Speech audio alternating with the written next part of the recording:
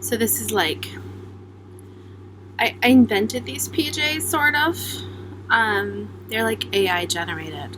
I couldn't find them anywhere, so I was like, maybe if I had...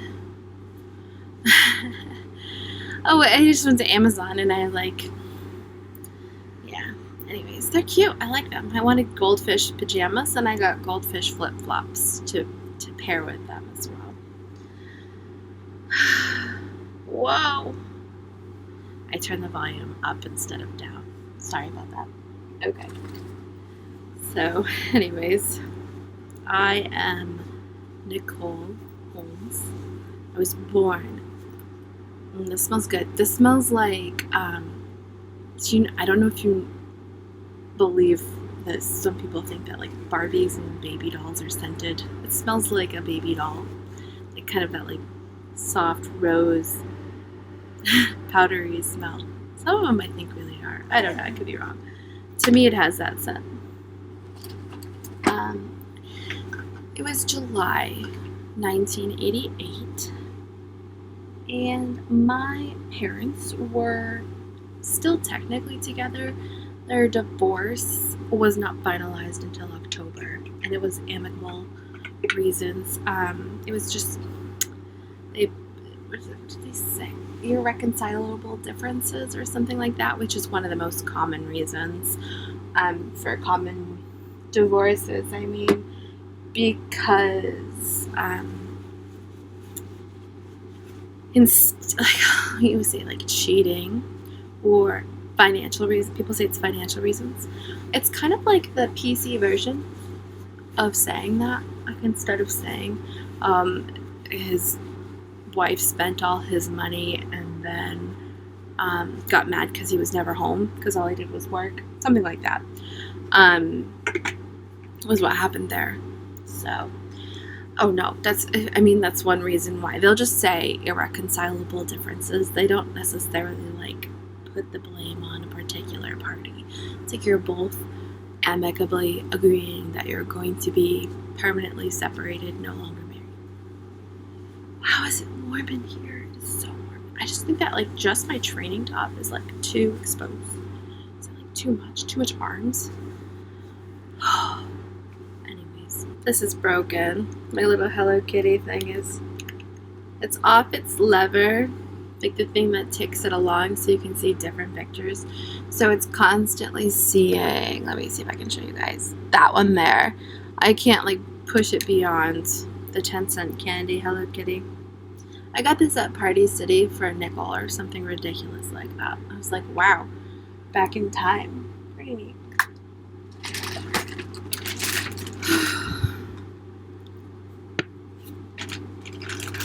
Anyways, so I was born in Rumford. Not Mexico. Did I say Mexico? Rumford. I've just lived most of my life in Mexico prior to, I think I was like 3 or 4 when I moved to Mexico, Maine. But I was actually born in Rumford, and there was like an apartment complex over there that I was until I was 3 or 4.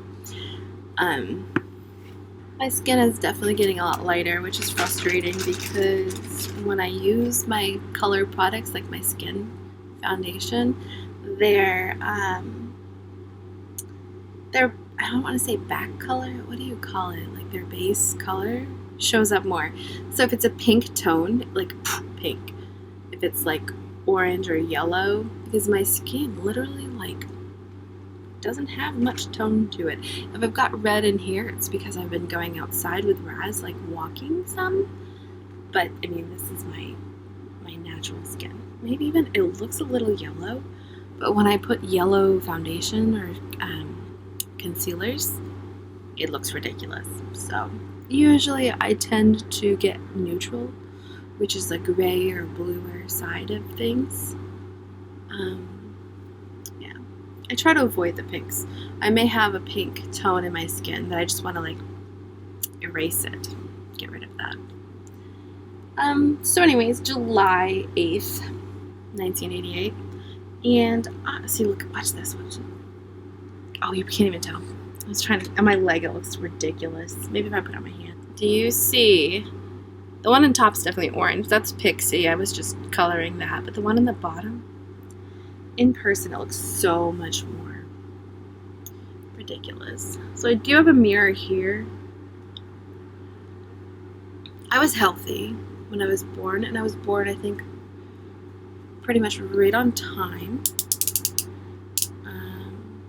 However, I tell people that why couldn't my mom wait one more month, and I could have been born August 8th, 1988, so my birthday would have been 8/8/88, and I know there's people out there that that's their birthday, and let me tell you, I am jealous. I would have thought it would be so cool to be born August 8th, 88. So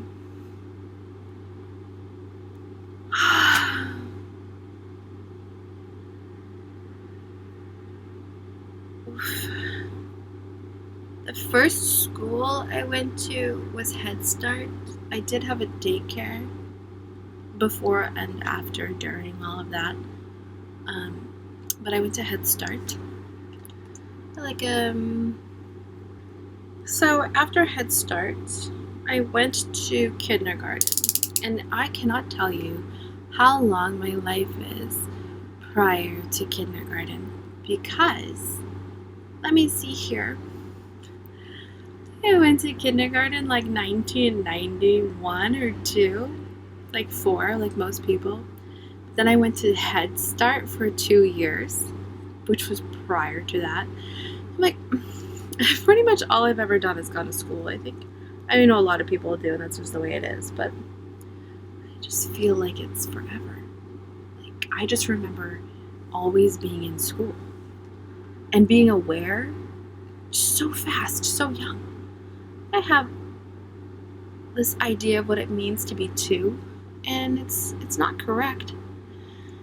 Basically, when you start walking, I think your mind is virtually, I don't want to say it's adults, it's definitely not completely formed, we all know that.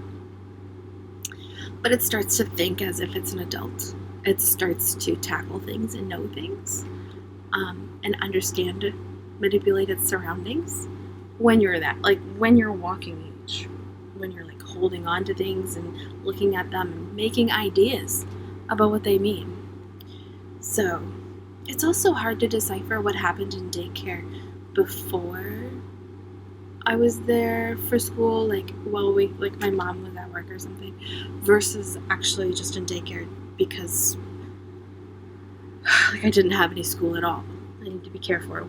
Well, I guess my primary care was daycare.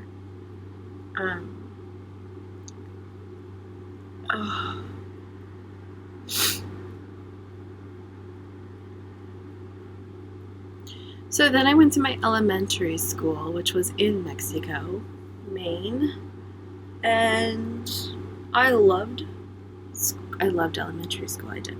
I remember getting in trouble a lot, staying after for, I want to do air quotes, detention.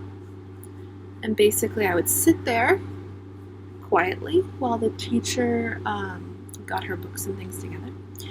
And then I would have to, and I wasn't the only one with detention, have to put the chairs up together before we left. So I was not really that big of a troublemaker, but I was wrong a lot. Like, I don't feel like I'm a fire starter, but I feel like there are things that I do that are just like to other people obviously wrong, and then to myself before I did it, I knew that it was wrong, but it's like, you know how like get excited, you flick the lighter, like I'm gonna do this. It was more natural to me, that the things that I did to be in trouble, you know. Third grade I was in trouble a lot, mostly because I didn't do my homework ever. I was the most disorganized person. All of my things in my backpack would be shoved in, crumpled into balls. It still happens today. I wouldn't say I'm more organized. I feel like I avoid things that require me to be organized. So, if it requires a bag that you have to put papers in neatly, I'm pretty sure that it's just not going to work out. Anyways, So basically just not doing my homework, or one time I got in trouble for tattletaling because there was this girl on the playground who happened to be my neighbor. She was like, anyways, in 3rd grade too, like they found out she had diabetes. She passed out on the playground while I was inside serving a detention. Because basically what I would do when I served detention is I'd have to write the same sentence, like Bart Simpson, the same sentence over and over again. Anyway, so one of these times I was actually outside playing. And for me, what's it called? Recess was being on the swings in 3rd grade. So in kindergarten, 1st and 2nd grade, you're on the upper playground. And you had basically like younger kid type toys, and then or not toys, I guess, like equipment. And then when you moved to 3rd grade until 5th, when you had recess, you'd be on the lower playground, which had more like advanced recess stuff, like for older kids. I'm thinking that this color is pretty good. It's a little pale, but I always say I prefer it to be lighter than darker, because you can always make light colors, like build them up and get them more deeper toned. But it's really hard to get like a too dark color to lighten down without making it look ashy or gray. So I have no idea how well this dries down without a powder, like a setting powder. It's very creamy though. And it's still very mobile. So where I put it first, it's still creamy. Anyway, so back to my being in trouble on the playground for being a tattletale to my neighbor, who also wound up having diabetes, and was like, I was such a brat. Like, I would literally think she's just doing it for attention. Like, that's how much attention I would need. But let me tell you about this little force field that is myself. I need so much attention is not technically the correct way, but it's like the closest I can get to saying what my issue is. I can go with 0 attention, and it's literally like the drama queen side of me, and it's not even about like not knowing how to get the right types of attention. It's being willing to do those things. I'm trying to get to the point, and it's going to take me a long time. Let's just get the tattletale story out of the way. So I was literally like outside on the swings in the lower playground. So they're like bigger swings, and my goal was always to like swing get as high as I could, and then just trying to swing the entire recess without making other people mad, because we were keeping the swings. It was always me and a specific like other person would be on the swings with me, which was pretty neat. It's funny because like I always have like these consistent friendships with people that are only involved in the situation really that I am in. Like, I'm more likely to cross paths with them in other situations, like sitting at the lunch table, or maybe I've been to their house before, but like the reasons why we're friends and the consistency of our friendship are always like, oh, we swung on the swings together. And then I have like this other friend that like we would always draw together. Like, we started an art club together. So things like that. The last 15 minutes of recess, or recess is only 20 minutes, so maybe like the last 5 minutes of recess, the 3rd grade teacher had said, no more playing on the slide, because it's one of those, it's more dangerous. He has to be like close to the slide because people are more likely to get hurt on the slide. And he was in the process of like getting everyone gathered up and making everyone ready to file and go back inside. And then I watched her all the other kids were on the rightful places, and she was climbing up the slide to go down the slide. And then I was like, blah blah blah is on the slide. And he was like, excuse me? And he like made me feel so in trouble. I was like, what did I do? And he's like, their business is not your own. And he told me that I could take a timeout. And there was already someone at the wall too, taking their timeout, like a boy.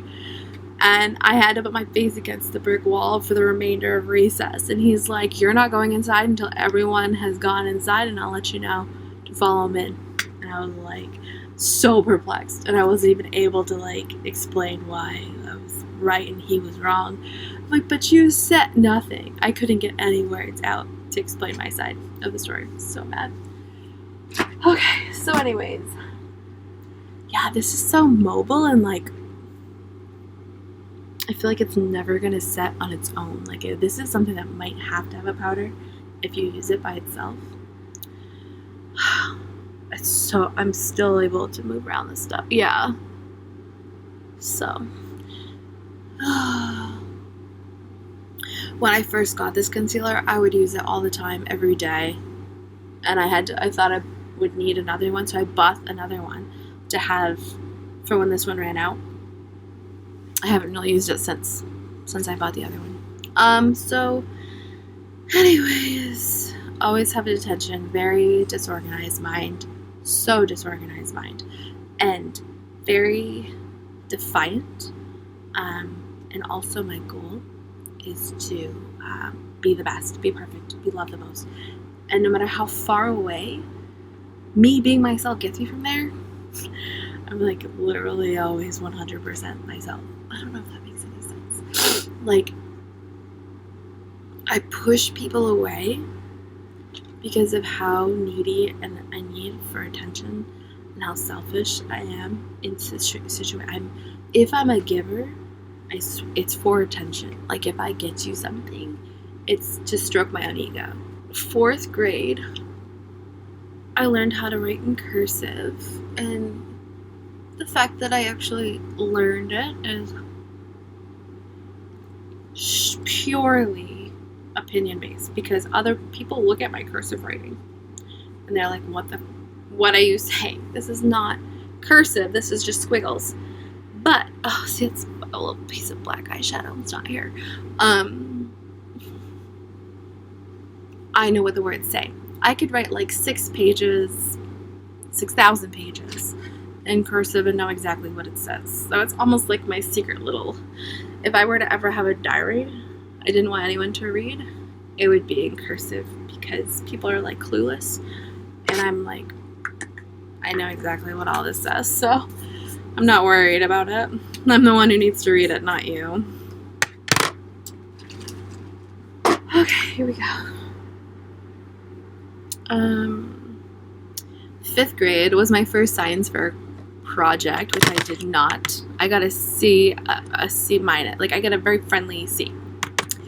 I completely forgot that we even had a science project, science fair.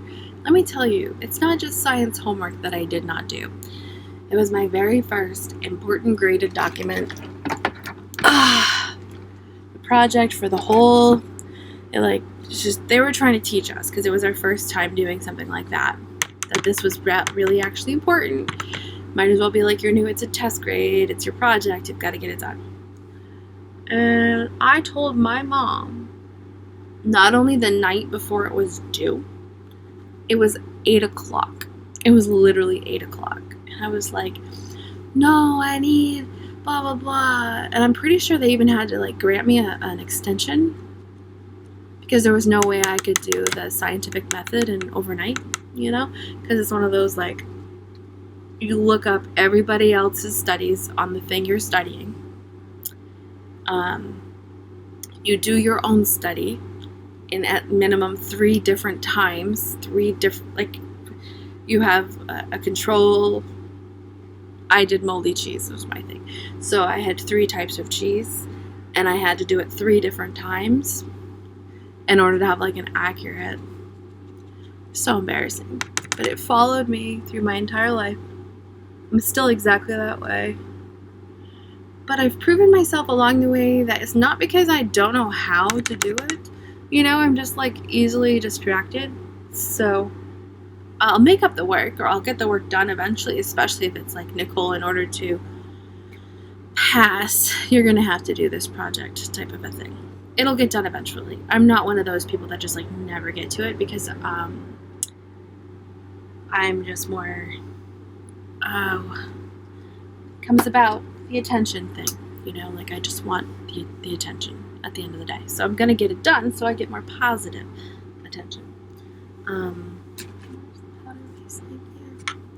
So that was my 5th grade for you. I mean, I loved 5th grade. And then in our elementary school, which they don't have it anymore, I fear, I think it was like a safety hazard. It was deemed, whatever, a slide to get to the library. So when you're in, I think it was 4th grade downstairs. I thought 4th grade was upstairs. That's weird because I have, because the recesses and all the younger students are upstairs. Yeah, and I think that because my brother's 3rd grade class was upstairs adjacent to my 4th grade class. Or was that his 5th grade teacher? He had like this clown teacher guy who like rode a unicycle. He juggled. Like they had a clown class just like we had they probably had a science fair too, but like they had a time where they just specifically that class only used the gym to learn like clown stuff. So, and the gym was also the cafeteria. It had like these tables on the side. They would pull down and out, and we'd have lunchtime, and then they'd put the tables up and away. Anyways, so yeah, and that was where I learned alliteration too. That was 4th grade where I learned how to do cursive. No, cursive was 2nd. Was that 2nd? Yeah, that was Mrs. I had my 2nd grade teacher. That was upstairs. Taught me cursive. So that was 2nd grade, not 4th grade. 4th grade, I learned alliteration, which is like we did a storybook of the 26 letters, and we had to get at least 5 words per sentence. But the more words you put in it, she didn't want like a paragraph, just like a good sentence of alliteration. The better your grade would be. And I remember like becoming obsessed, and then she was like giving me stickers, and nobody else was getting stickers. You know, I was like, I'm the best ever because of like my ability to do alliteration. It was literally just like Amanda's apples are always above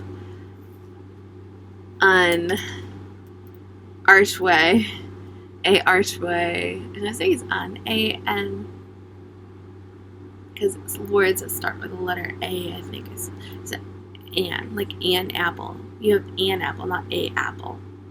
Pretty sure that's how it works. Anyways, I'm not an English major. I'm more of a creative writer.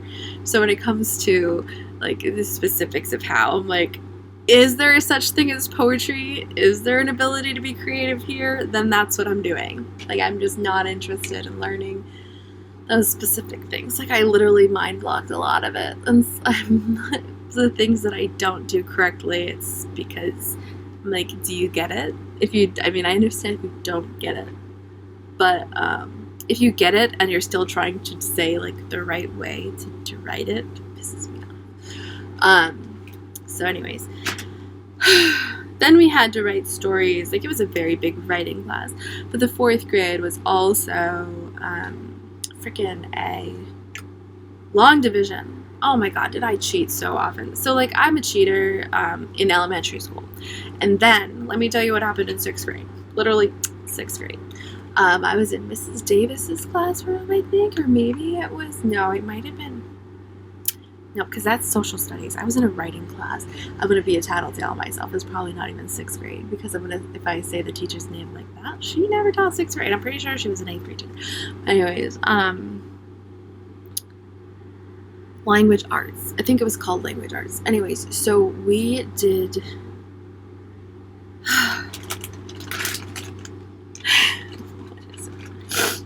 I'm gonna get on my lipsticks too while I'm trying to like get my face finished up here, but it's definitely staying put a lot better. Like, I don't feel it on my skin with the powder.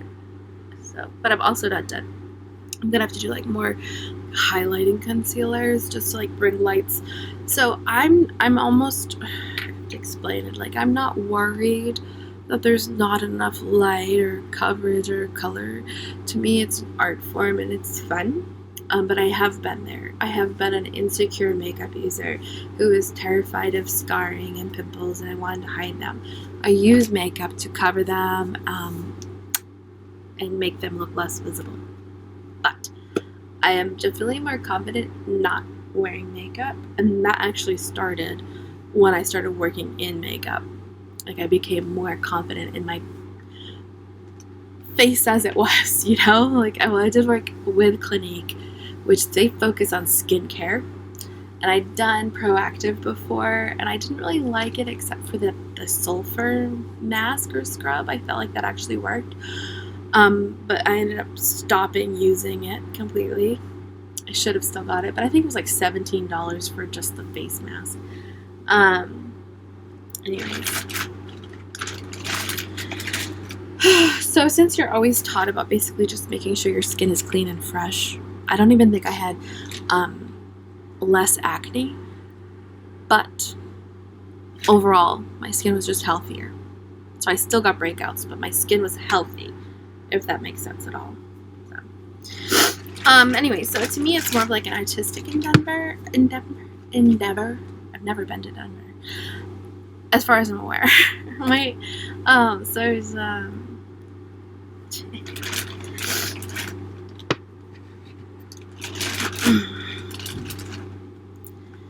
so I love to use everything also, because I wanted people to feel like they needed to use it. So it's kind of, I don't want to say it's my punishment or anything, because now I feel like I need to use it because I've taught it so well.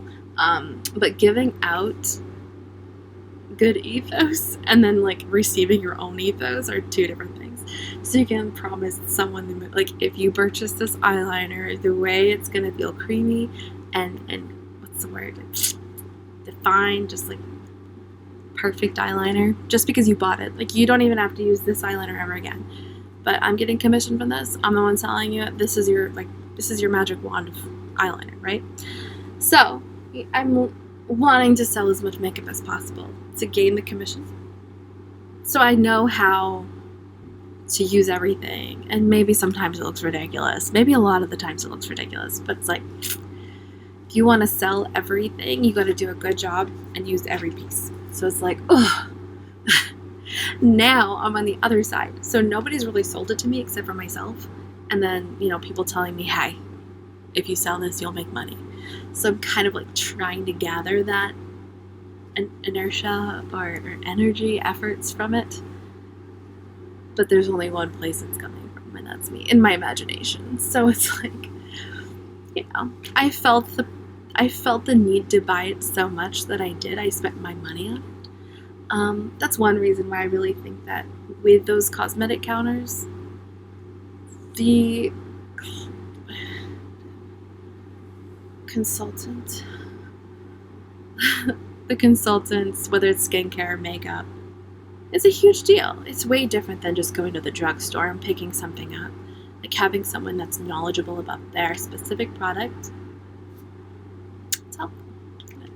Oh, so I'm a very negative thinker. So when I'm thinking positive, I get scared because I'm always proven that I'm wrong when I think negative. So when I think positive, I think, wait, does that mean it's reversed? Does that mean that it's actually negative? Cheating? Oh, 6th grade English class. I literally was so mad. I know who it was too, and she probably doesn't even remember. It was 2 people, they're best friends.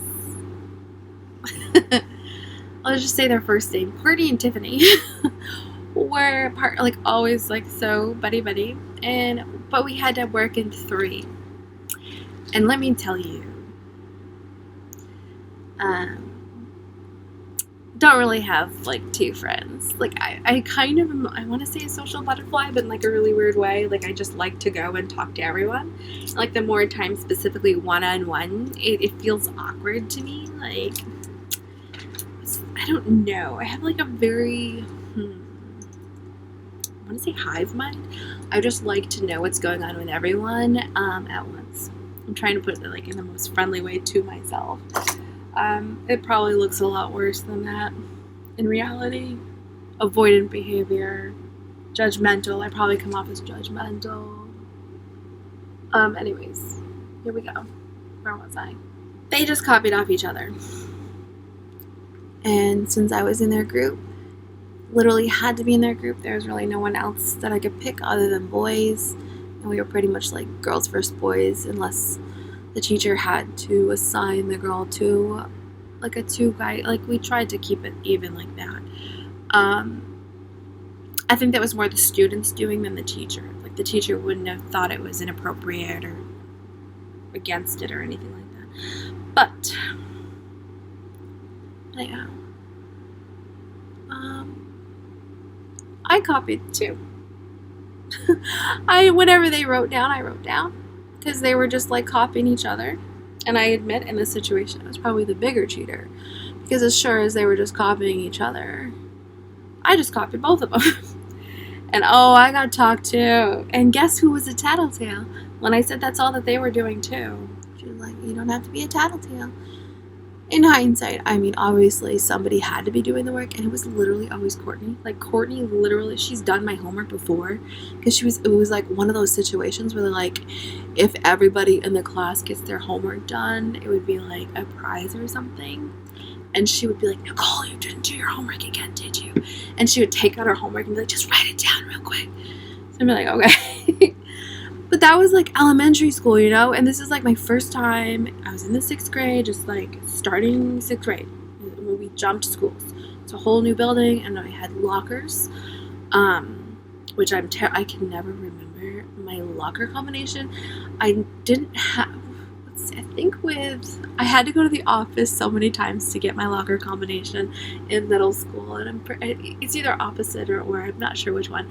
One of my schools, either high school or middle school, when you close the locker, it locked, and the actual combination was part of the locker. I think that was high school, and then I have to like go down to the office and request my locker combination because I didn't remember it. Anyways, one of them, the other one, I think it was middle school. I'm like, who's gonna get in my locker? Like, who cares about what's in my locker? And I just wouldn't lock it. I didn't really keep anything in it, you know, except for books. And then I would leave my books in there too. Get so much trouble, because then you got to get home and do your homework, and they're like, well, do you have your language arts book or your social studies book? And the answer was literally, well, obviously not. So to me, that was like my bulk of 6th grade. And there's no recess. But there's like a longer lunch break. I think there was a longer lunch break. So it's kind of fuzzy. Also, gym class had changing time and unchanging, like getting ready and I don't know how to explain. Okay, so I think I would almost count gym as the recess, because you bring your stuff there. They give you like 20 minutes to get changed into your gym clothes, like so long to get ready for gym. Then you have gym, and then I feel like you have even longer to get ready. And then I think after that, it was lunch. I think we had lunch after, which is weird, because most of the time you have recess after lunch. Because I remember in elementary school, you would line up after lunch and then go outside and play, and then they'd reset the gym into a gym from cafeteria. So I'm just using the same brush the whole time. Not really. When I do that, you go from the lightest color to the dark. So say you're in a jam and you only have one eyeshadow brush with you. Just start with a light. You have to be more careful, because it's nice to kind of go over everything and highlight it when you're done. But if you start with the lightest shade to dark, it doesn't ruin your lighter colors in your pan. And you can just see them all as clearly as you can, without having to clean your brush each time. But if you do need to, like I really want some highlight, only a brush, I just wipe off the brush for a little bit first and dig into my highlight. And mix these two together so it has a little bit more of a glow. Okay, so here we go. High school. I went to high school in Buckfield, Maine. I had moved in with my father, who had gotten married in 1998. And then I think it was after, 9/11 happened when I was in 8th grade, I believe. Because I had, maybe not. Oh yeah, I did. Okay, here we go. Good. Like wind those clocks back. Mrs. Dolliffe for science in 6th grade, Mr. Wallace for science in 7th grade, and Mr. Gill for science in 8th grade. So, I know for a fact I was in Mr. Gill's class. I also, not just science, had him for homeroom too. The TV was wheeled in, and that was when the towers went down. So it's 2001 when that happened. And that was in September, so that was the start of school. And then 2002 was when I moved in with my dad. And it was actually in the summer too, so I was there like the whole school year. And I remember my mom brought me school shopping, but she was kind of bitchy because, I was kind of abandoning her, and we were just talking to each other a little bit different because it was kind of I wanted to move. I just wanted to be done. And then it was also they wanted me to move. So it was like I was being pushed out of the house, but also I was running away. If you're familiar with complex mother-daughter relationships, it's 100% my fault at the same time as it being 100% her fault. I was being kicked out by my mom, and I was running away at the same time. You have to just understand and believe that's the situation. Anyway, so when she took me clothes shopping, she didn't buy me as much stuff, and she was like, why doesn't your father buy it for you? Type of mentality. And usually when we went school shopping, she would get me 5 pairs of brand new jeans to fit me. And this year, she bought me 2. And then she bought me and a lot of the stuff I just wore again from the 8th grade. And usually every year I'd have a whole new outfit. So, and I think I wore the clothes from, I was growing up. I never changed my height since 7th grade. I've been 5, I'm 5'2", 5'1", 5'2", in the little area there. So I didn't have as much clothes. And I had kind of immature clothes. I still had a red shirt that said Hottie on it. I still had a hoodie zip up with a glitter star from JCPenney. I had metallic silvery pants. So anyways. I do some mascara. That was basically high school. Was actually, to me, easier than middle school. I found it very hard to adapt in middle school. I never did my homework, and it counted a lot more. And they didn't have any really punishment other than, okay, you're failing now. And then they would send letters home. I think you got pink slips at first, which meant Nicole, you're slipping. And they had blue slips that meant you were failing. You're beyond help right now. Your parents have to come in and sign. I would throw them away. And that would change my grades when I got. And I know, now they probably also talked to my mom too. It wasn't just the paper that they sent in the mail. But still, it was very frustrating. And then for my 6th grade year, only my 6th grade year, because I think they just kind of got the message that this is who I was, this is what my mom was going to accept, is my mom actually signed a piece of paper that said, yes, she can go into the 7th grade, because they were going to hold me back. So instead, she just had a meeting with them, told them blah, blah, blah. So I went into 7th grade. I never really, and I didn't want to either. I think it was mostly because I want to say it's combined efforts. I don't want a whole new class of people. I've been with the same grade-aged people ever since kindergarten. We're all the same age, and I'm going to be graduating in 2006 with them. Was kind of her foot down moment. She didn't really spend too much time blaming the school system, but she did say that, no, this is what's going to happen, and this is why. So I was boosted up along, and I never really learned those skills. They were, I think it's almost like an embarrassment type of a thing. How long are you going to be held back before you figure this out? How long is it going to take to get you to do your homework and bring it in? So, but when I moved in with my dad and went to Beckfield, I thought the school system was a lot easier. I don't know if it's like my atmosphere of not being surrounded by siblings all the time. It was just me and my older brother instead of 5 kids were there all together. Not sure what it was, but I definitely found it a lot easier. High school. I mean, I didn't have the best grades. I kept it above failing, but I feel like I did less work. Like I was a C student with some B's here and rare A's, but I was like, have to put less effort for it. Or maybe I just felt like it was less effort because I do know like different atmospheres or surroundings, things feel or seem different. And I do not like change usually, but I was excited for the change of moving, going to a different school. Then I moved to Old Town, Maine, and I really didn't think much of it, but that's where the Penobscot Native Americans live, and I was raised that I was Abenaki Native American, and I looked it up more recent than when I lived there.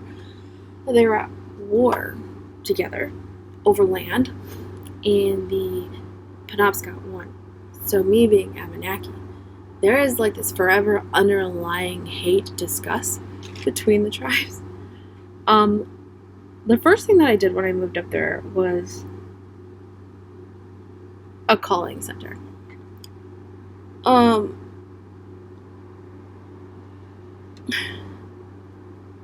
It was $9 an hour, which back then was a lot to me. It was enough to afford with like a full-time. And if you maintained your full-time hours, you got like a bonus after the first month. But because it's commission and you're really just trading, once the first month is over, maybe it was the third, because I was there for a little while before I quit. But the commission-based cold calling, and I was so bad at it. So I knew at the end of the 3 months I would be done. I was like, this is not going to work out for me because I can't make any calls. First of all, you're cold calling, so nobody answers. And when they do answer, they are mad. So mad. I was selling cheaptrips.com. Was that what I was doing? So it was basically airplane, it was airfare. And you're guaranteed a certain price of airfare, a certain amount of time, each year. It was like condos, but it's just like instead of the actual place, it was like the process of getting there. And I didn't sell ever. And they were like showing you like, oh, the best way is if you stick to the script. I stuck to the script. And also like there's legal reasons why you have to stick to the script, because instead of the company being involved or at fault for anything wrong, it becomes you, because you're saying things you shouldn't be saying in order to get them to buy it. Hated it.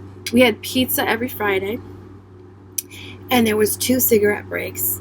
Everybody smoked, except for I did not smoke. They would all go on this balcony that was they looked like sardines out there, like a sardine can. It was like the smallest little balcony, and they all packed out there on it and smoked cigarettes for 15 minutes, and they would come back inside, and then we would turn all the phones back on and try to sell the cheap trips. It was ridiculous. After that, okay, so then since that didn't work out, I applied to Target. Actually, that was this happens a lot. The first place I applied to, I was hired. So I went and I worked at Target for maybe 2 years. It wasn't very long, like 2 or 3 years maximum. And then just things weren't working out here. So I moved to North Carolina. But I never freaking woke up, literally. Like, let me tell you the zombie I was in North Carolina. It was ugly. I literally drove all the way there. It took like 18 hours to get there. I think I stopped in Boston, spent a night with my aunt, and drove the rest of the way. My God. And I got lost. I was so lost. And then there's this bridge that I have no idea. I think it's like Maryland, somewhere, but it's Orange Rock, so I thought it must be closer to North Carolina. It's the longest freaking scenic bridge, and I cannot find out where the hell it was. I'm like, what bridge was that? It was like MapQuest directions that I had to print out. So I did good, only getting lost one time. I think I stopped at a gas station, and when it came to getting just right back on the highway, for some reason, I got like on a completely different, like a route, west, south, east, or something like that. So I was stay at home. My roommate, my best friend since like 6th grade, she had a job. She had 2 jobs, I think. And I had money saved up for 3 months of rent. So whether I had a job or not, I would be able to pay for 3 months. On the 3rd month I left. I never even had the chutzpah to even apply. I never thought, let alone the balls to apply. I never thought to apply. So I just didn't. I didn't get a job at all. And then I drove all the way back home. And on the way back, because I did get in a car accident while I was down there, I had illegally changed lanes, was what I got charged with. And I did have to pay a ticket for that too. But there was a van here, and I was here. And then I realized last minute I needed to turn left. I did not see the van there. So the light turned green, and I was trying to like go left instead of like get into that lane. And they just kept driving straight. And then, so yeah, I called my dad crying. I'm like, he's like, do you have insurance? I said, yeah. And he's like, okay, just stay right there. So that's what I did. Anyway, so I drove with I wouldn't call it wrecked, but it's definitely not a keeper anymore. It was the one my mom gave me as a graduating present too. It was a Hyundai Elantra silver. So after that, since it was totaled, I couldn't pay for it to be fixed. My neighbor was now retired who used to fix cars, who happens to be the grandpa of the girl that has diabetes. She usually doesn't technically live there, but that's when I would usually visit with her because she lived like down the road somewhere, or their mom. I think it was like on, we call it the Big Hill. There. So, he was retired. He's like, I'll change your oil. I can't. What you need done, I cannot do. So I tried to have somebody else look at it, like one of my mom's friends, Gary Estes in Romford, and he couldn't do it. He's like, I mean, you're better off if it's totaled. He's like, I can get rid of like the cosmetic issues, but it, like whatever needs to be done to the front end and the brakes cost more than the car was worth. So I wound up then having a Pontiac Bonneville from one of my dad's friend's children. I think it was like Jessica something. And it cost $500. They were being generous to me. And okay, so then I moved back, and the place that was hiring was Macy's. I didn't even know they existed. You know, the last time I was there, I went to Filene's with my mom. I don't even know why we drove all the way to Bangor. But we went, oh, you know why? It's because my brother was up there for like whatever reasons, personal reasons. So we went to Filene's. I think my sister was there too. And I didn't know that there was a such thing as makeup counters. And my mom brought me to Estee Lauder and my sister. And we all got samples of Double Wear. And I think she bought one. If she didn't wind up buying one, she got a sample too.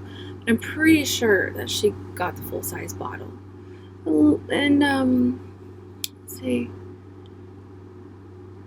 So it was Macy's. I'm like, I didn't even know this place existed. And I've been living here for like 4 years, maybe total. 2008. 2 years. 2 years. Interrupted 2. I think I'm going to do black eyeliner. Like a heavy black.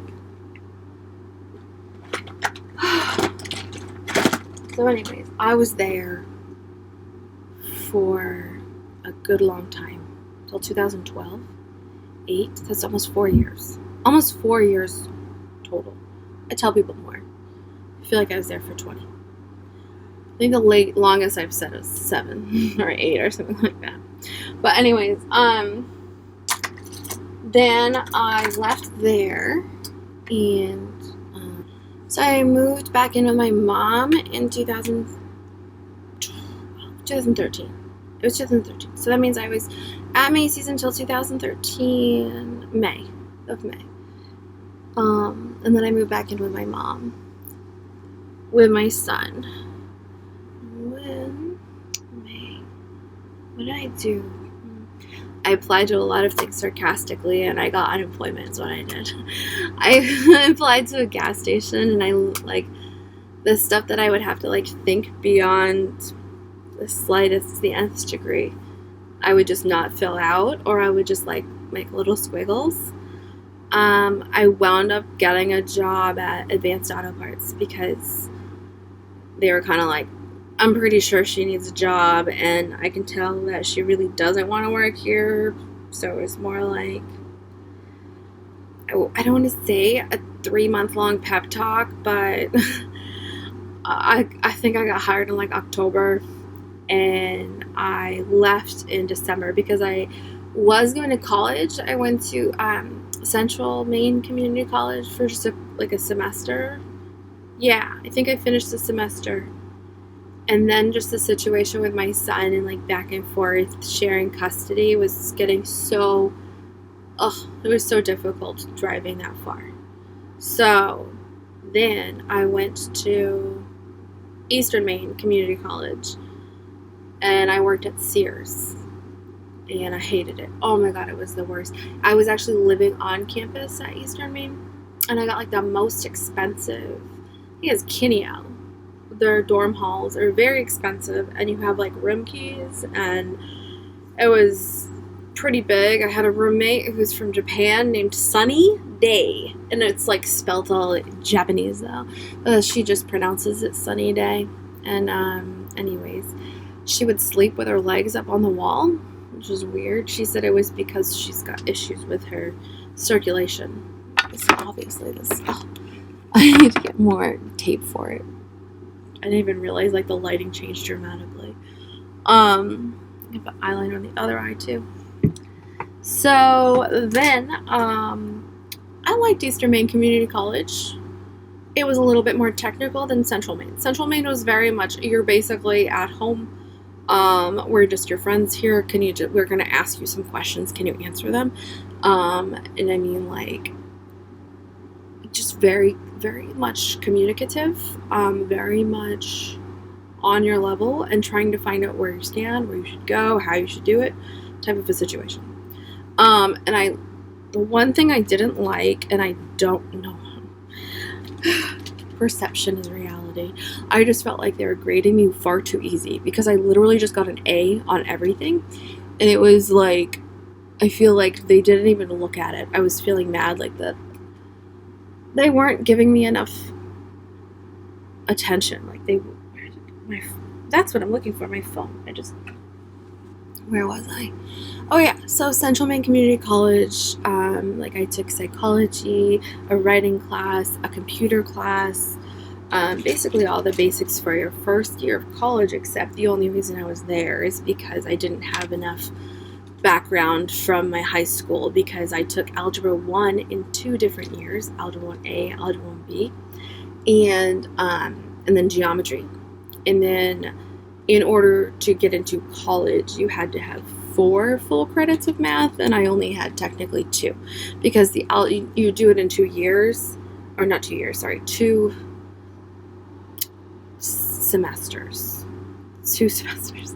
So the Algebra 1A and then Algebra 1B for your 1 year, and then you should have been taking algebra, right? And then the second, see, it was supposed to build up to more, and I just didn't get it there, so that's why I had to do community college. And so, like, I did the basically my high school year, they said I could have free period, so I just took it, like, I really didn't care about the college thing at all. I was like, I'll just have float year. Or I worked at a pizza place in high school, and I was making, to me, enough money because I could afford my car. I didn't really think about affording a place to rent yet. I did split rent with 2 other people while I was living at Target. And then I split it down the middle too. When we moved, it was just like 2 of us, so it was split. And then when I came back, I didn't pay rent at all. So there's that. Okay, So then I went and I transferred to Eastern Maine. And I like the school better. I liked living on campus. I had roommates because I transferred to the other hall that they have there that is co-ed. It was just the cheapest one available because they had just different prices for the different dorms. Like if you live here, it costs more than if you live here. And it had like an actual room key instead of a card. So after working at Sears for a very short while, like it was Christmas season, there was nobody there, and like I had a designated place where literally I was just a register. Like I didn't have responsibilities really of the areas. Like there was clothing around me, like men's and women's, and like I think like the auto department or something was like this way. Anyways, I hated it. I hated the managers. I feel like they didn't care. They're all doing their own thing. Like one woman was definitely stealing. Like I'm pretty sure, like I saw her, was in the paper for stealing, had a pregnant daughter, who she was paying for the baby shower. And like her mindset was, she's actually the one that hired me too, was like taking as much money and getting away with it. So anyways, while I was at Eastern Maine, there's this running team who said that if you wanted to graduate, you have to run with us. And they were not being serious. They were just being dumb and trying to get as many people as they could to just go for a run and have fun. Like they're just trying to spread running, and they felt like they were just trying to scare people into it because they couldn't get anyone to join the run. And they're like, you've got to be here if you want to graduate at 7 p.m. Like everybody out here, we're just gonna, you don't even have to run far. They would just explain the route and what we had to do. So I went along, like, sure, okay, right? And we ended up running, I think it was like 2 miles, it wasn't far, it was like 2 miles maximum. And we were just trying to promote fitness and health, all that. And then there was like a mandatory career fair thing. Like we had to do that for real for the school. And they had people there, yeah, they were like set up all over the hallway. We had to do it, like they were just there. They just set up because it was a career fair. And there was an Army recruit there who asked looked me dead in the eye, and he had a pamphlet in his hand. And I've done that before with Clinique. Like my job, that doesn't mean that people do it, was to go out and ask people if they want to come back to Clinique with me for a consultation for anything that has to do with makeup or skincare, etc. And I would rarely do that. I would prefer like people come to me. Like I do not want to stalk you down. I don't want to bug you and ruin your day because I'm asking you questions and making you feel like you have to follow me or uncomfortable at all.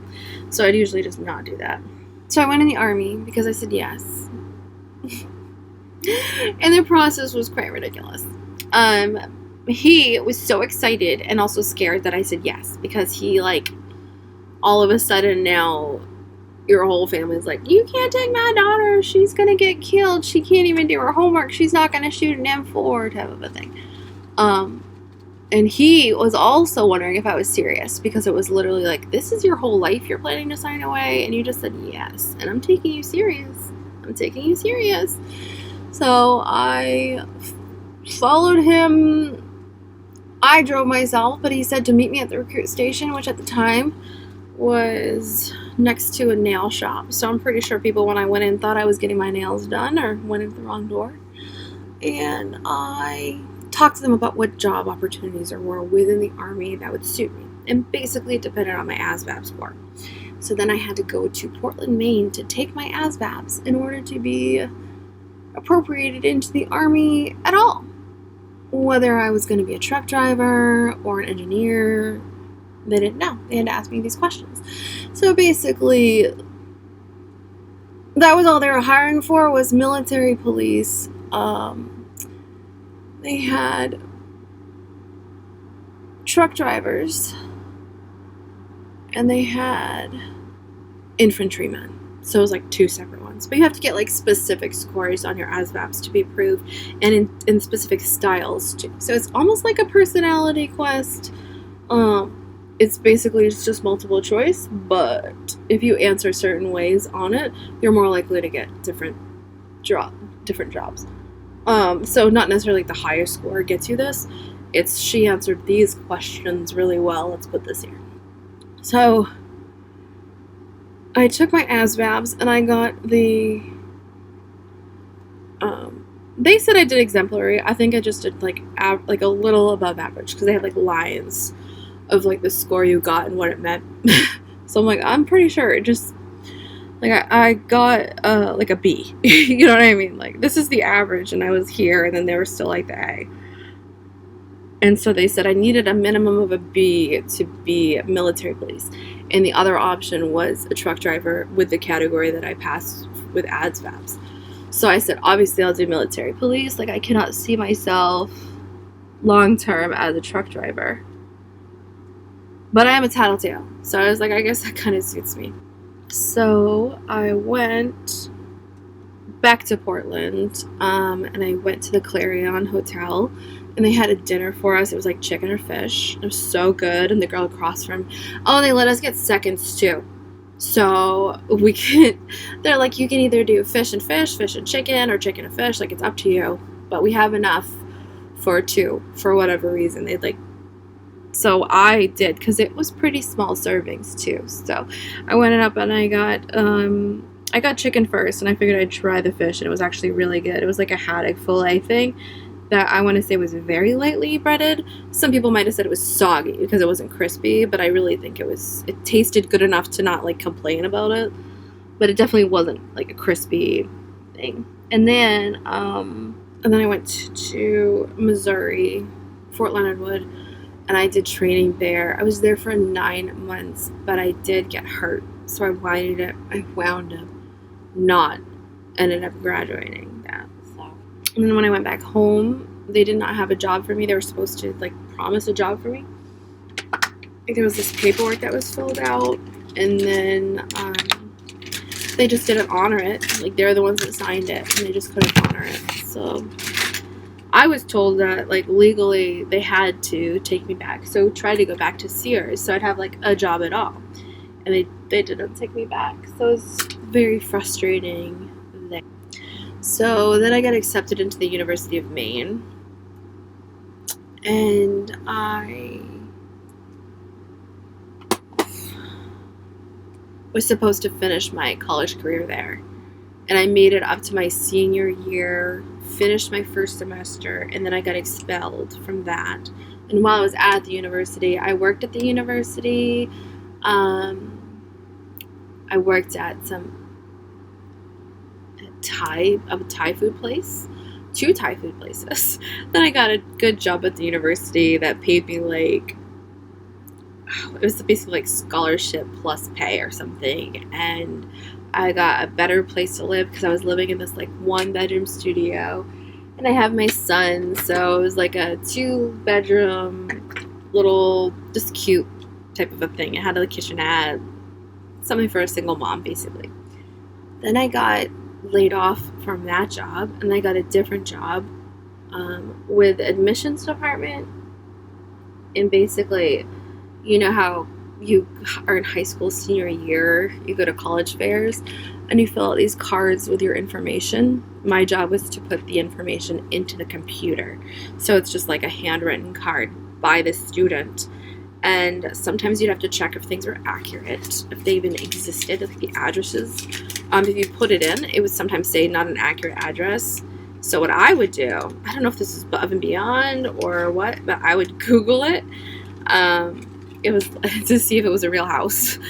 Like, this is the address they gave us, and I like typed it in. I'm like, well, this is like, if not only that, but the Google Earth, like whatever the pictures that they show, sometimes you can see that they have a mailbox. Like that place exists. So I would just put it on the computer like that. But you learn in admissions. I learned anyways. Probably people knew already, but there are so many different types of high schools in Maine. Like, they have like specifically, there's a lot too. Creative only high schools. Like, they're just specifically for whatever they're planning to do with a career. They have like dancing, entertainment. They have specifically like sports high school. Like, they're just not real. I don't want to say real. They're real, but they're just not your standard high school that you see. So I thought that was pretty cool. Pretty sure that was my last job. And then I've been retired since. Like, I got really sick for a while. My lymph nodes, just like, they were taking it serious. and just trying to get me healthy. And I've been healthy like since the initial scare. Mostly just PTSD. Just like a lot of just like, holy crap, that was scary. And then this is cute though, but like the little pimple thing is kind of shining through so much. It's annoying. I'm sorry. Ew. My teeth look yellow. I brush them every day. I can do glitter on everything. I love this stuff. This is so cool. I can't believe I don't have this anymore. It's depressing. Yeah, so I worked at a pizza place. Yeah. I worked at a pizza place for a little while. And that was it. Then I applied for disability because I had a roommate who was like, she basically told me that if this is all true, then you should apply for disability. And I was like, oh, I never even thought of that. Like, I'm not, because technically to me, even, I'm not disabled. I'm like, I can walk. That's what I always thought. But, so I applied. I gave him all of my information. I had to give him things from the Army too, which in order to get medical files from the Army, like, because I got an MRI when I was there, I got like x-rays, things like that. So I had to get proof of that from the Army. That is not easy. You have to wait forever with records and transferring the files. They sent it all directly to me and the hospital. So I had like, or disability. So I had like a CD of all of my medical history on like you put it in the computer though, and how many computers can you put a disc in nowadays?